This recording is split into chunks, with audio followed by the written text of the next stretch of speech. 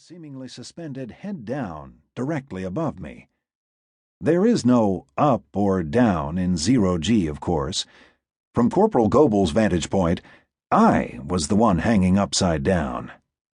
3 minutes. Damn, but that AI's voice sounded sexy. 200 kilometers. The seconds trickled away as we continued waiting in ranks. 200 kilometers to the target was a long way, too far for us to see the objective yet. But it was out there, probably well above the gleaming curve of the Earth. Then I noticed a bright star directly ahead, and queried my in-head. Was that the objective?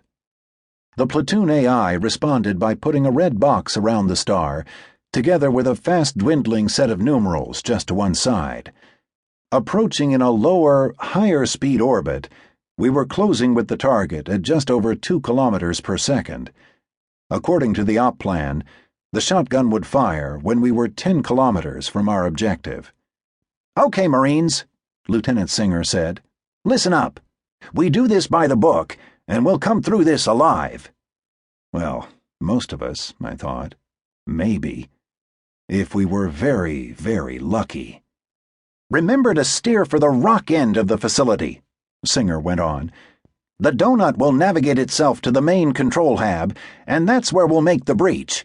We don't know what kind of defenses the tangos might have in there, so stay sharp, and keep an eye on your CT2 displays. Got it?" "Hoorah!" A number of the Marines chorused back, their centuries-old battle cry. I wondered how the CT2W would sort new fear from what was there already. Oh, I knew how it worked in theory. The Cognitive Technology Threat Warning System has been around in one form or another since the early 21st century. It picks up P300 brainwaves, which are linked to stimulus evaluation and categorization. Back in the 2020s, this was handled by a smart helmet equipped with scalp sensors. For the last century or so, though, it's been a program running within a soldier's cerebral implants. The idea is that we can detect a threat subconsciously, well before it actually manifests as a bad guy with a weapon. It sounds wild, using brain waves to detect subconsciously perceived threats, but tests show Marines pick up about 47% of hidden threats with just their eyes or standard optics, compared with 90+% when they're running a CT2WS. 2 minutes. "Weapons check," Staff Sergeant Thomason called. "Lock and load." I looked at my own weapon, a Mark 30 Sunbeam Sony carbine packing a half-megajoule pulse in a mass of just 4 kilos. My sidearm was the usual Browning 5, a stubby mag-accelerator handgun that could hurl a 5mm bit of steel-jacketed depleted uranium at 1,000 meters per second. Both weapons were charged, hot-linked to my in-head, and safed.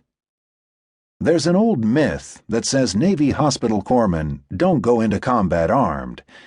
That might have been true once, back when the Geneva Convention dictated the rules for civilized warfare. Unfortunately, any non-human bad guys we happened to run into weren't going to be signatories of those documents, and that was definitely true of the human hijackers we were facing now. "Hey, Gunny," Sergeant Woznowiak called. "Any intel yet on how many tangos are waiting for us in there?" "Negative on that, Woz," Hancock replied. "When I know, you'll know." "Calm silence," Singer warned. "Stay the hell off the TC." Shit. The tactical channel was shielded and short-ranged. There was no way the bad guys could be listening in. Singer was an asshole.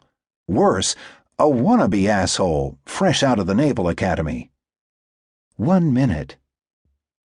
"We're getting a warn-off from Zeta Station," Thomason said. "They've seen us." There was a lot of traffic in low Earth orbit.